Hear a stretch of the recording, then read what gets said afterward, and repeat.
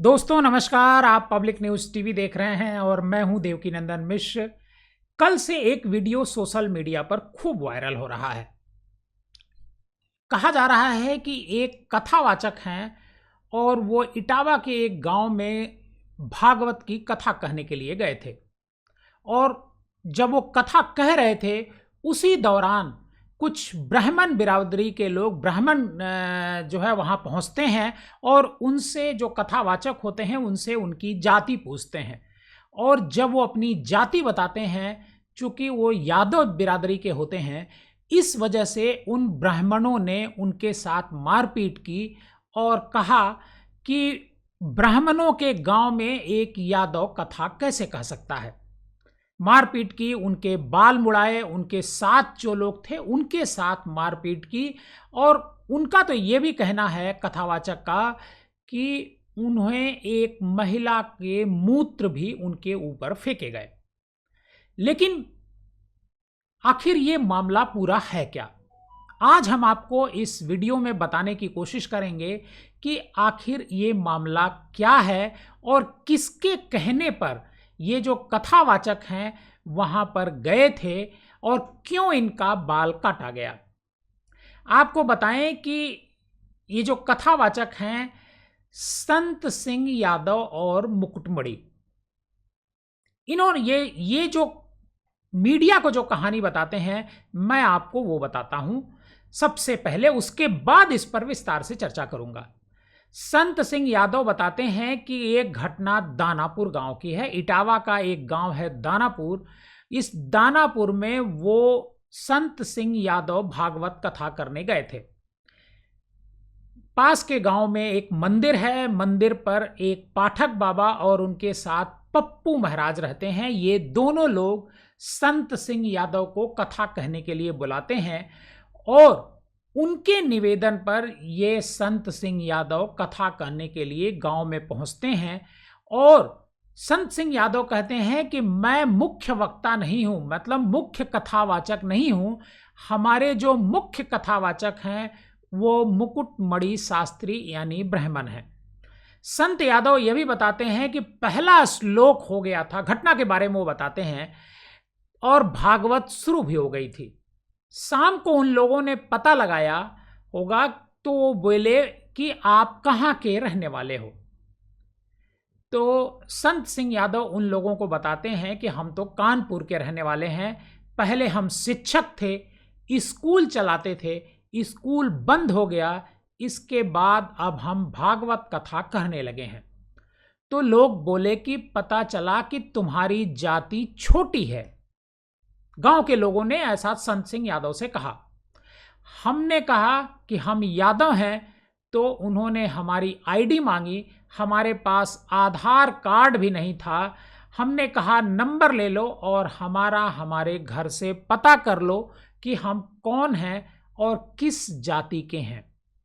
इन्होंने हमारा नंबर लिया, हमारे बेटे से पूछा और बेटे के नाम में जैसे ही यादव आया, इन्होंने कहा कि यह 300 देवी के ब्राह्मणों का गांव है, यादव होकर के यहां भागवत कथा करने आए हो।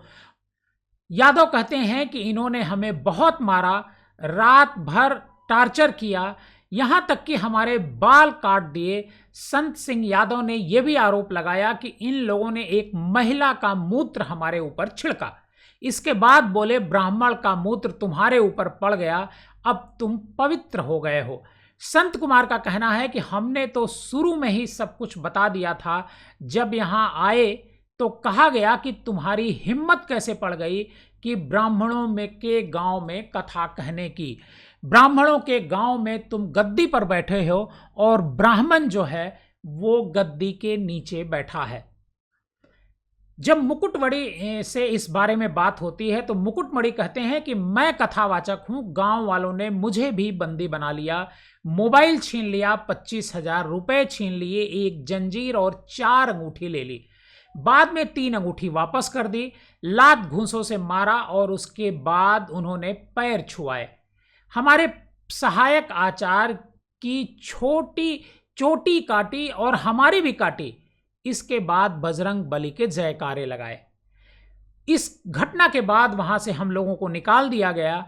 वजह ये थी कि हम जाति के यादव हैं और उन्होंने कहा कि हमें ब्राह्मण वक्ता चाहिए। तो मैंने कहा कि ये तो तुमको पहले सोचना चाहिए था, हमको बुलाने से पहले। पहले तो तुमने जाति नहीं पूछी, बाद में आपने जाति पूछी जब कथा शुरू हो गई। और जैसे ही यादव सुना वो भड़क गए। वो कहते हैं कि ये गांव ब्राह्मणों का है और ब्राह्मणों के कुछ लोगों ने मिल करके इस घटना को अंजाम दिया। अब हम आपको बताते हैं कि आखिर इस मसले पर राजनीति क्यों हो रही है और क्या किसी दूसरे धर्म के व्यक्ति को कथा कहने का अधिकार है या नहीं है, चाहे वो राम कथा हो या भागवत कथा हो या कोई भी कथा हो। जितने भी कथावाचक हैं क्या वो सभी ब्राह्मण हैं? बिल्कुल नहीं। इनमें बहुत सारी जातियों के लोग हैं।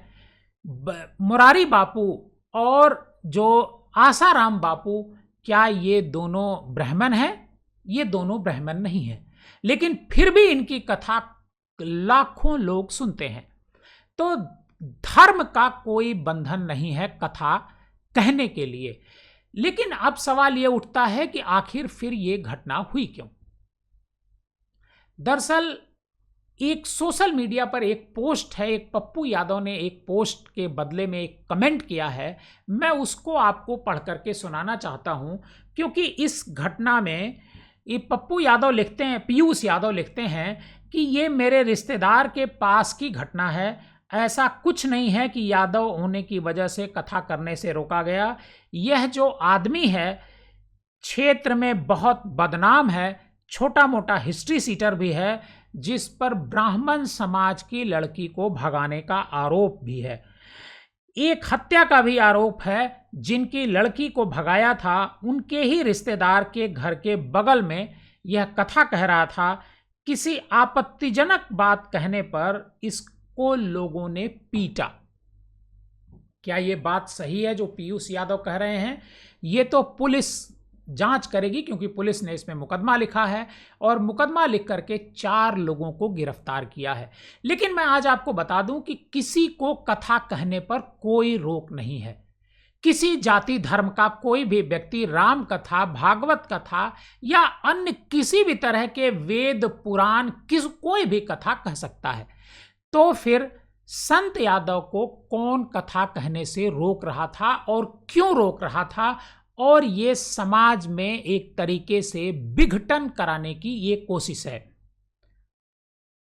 जब भी कोई कथावाचक, कोई बड़ा कथावाचक हो जाता है, उससे कोई जाति नहीं पूछता है। आप लोग स्वामी राजेश्वरानंद जी की कथा जरूर सुने होंगे। वो भी इटावा के बगल के रहने वाले हैं, औरैया के। क्या आप जानते हैं कि स्वामी राजेश्वरानंद जी क्या थे? स्वामी राजेश्वरानंद जी के बारे में जो जया किशोरी हैं, जब वो नहीं रहे उसके बाद उनका एक पॉडकास्ट हुआ था बंबई में, और उस पॉडकास्ट में जया किशोरी ने कहा था कि अगर सबसे अच्छा कथावाचक आपके पूछा जाएगा कि कौन है, तो मैं स्वामी राजेश्वरानंद जी का नाम लूंगी। उन्होंने ना तो आसाराम बापू का नाम लिया, न ही मुरारी बापू का नाम लिया, न ही और ढेर सारे कथावाचक हैं। गिनती नहीं है कि कितने कथावाचक आज की तारीख में भगवान राम की कथा कह रहे हैं। लेकिन जया किशोरी जी ने स्वामी राजेश्वरानंद का नाम लिया था। लेकिन आप जानते हैं कि स्वामी राजेश्वरानंद जी का धर्म क्या था? आप अगर नहीं जानते हैं तो आप एक बार पता करिएगा। मैं दूसरे वीडियो में बताऊंगा कि आखिर स्वामी राजेश्वरानंद जी किस धर्म के थे। लेकिन धर्म और जाति के नाम पर किसी को कथा कहने से रोकना, किसी को पूजा करने से रोकना, किसी को मंदिर में जाने से रोकना, ये पूरी तरीके से गलत है। और शायद इसी वजह से अखिलेश यादव इस मुद्दे को लेकर के भड़के हैं। अखिलेश यादव कह रहे हैं कि ये पीडीए समाज का अपमान है। बिल्कुल अपमान है। यह मैं खुद कह रहा हूं कि अपमान है, क्योंकि कोई भी ब्राह्मण हो, यादव हो, बड़ी बिरादरी से हो, ठाकुर हो, कोई भी हो, सबको राम कथा और भागवत कथा कहने का राइट है। अगर उसकी लोकप्रियता ज्यादा होती है, लोग उसे सुनते हैं, तो क्यों नहीं सुना जाएगा और किसी को इस पे क्या आपत्ति हो सकती है। लेकिन पीयूष यादव जो लिखते हैं सोशल मीडिया पर, उसको भी एक बार जरा सा गौर फरमाइएगा, क्योंकि पीयूष यादव ने लिखा है कि ये जो व्यक्ति है संत यादव, ये अपराधी प्रवृत्ति क्या है, और जहां पर कथा कहने के लिए गए थे उसके बगल के ही एक परिवार की लड़की को इन्होंने भगा कर ले गए थे। क्या ये बात सच है? ये पुलिस को पता करना चाहिए और इस तरह के मामलों में सख्त कार्रवाई करनी चाहिए। आप पब्लिक न्यूज़ टीवी देख रहे थे, आप हमारे साथ बने रहिए। हमारे अगर YouTube पर आप ये खबर देख रहे हैं तो हमारे चैनल को सब्सक्राइब कीजिए। अगर आप Facebook पर देख रहे हैं, Instagram पर देख रहे हैं और Twitter पर देख रहे हैं तो हमें फॉलो ज़रूर कीजिएगा।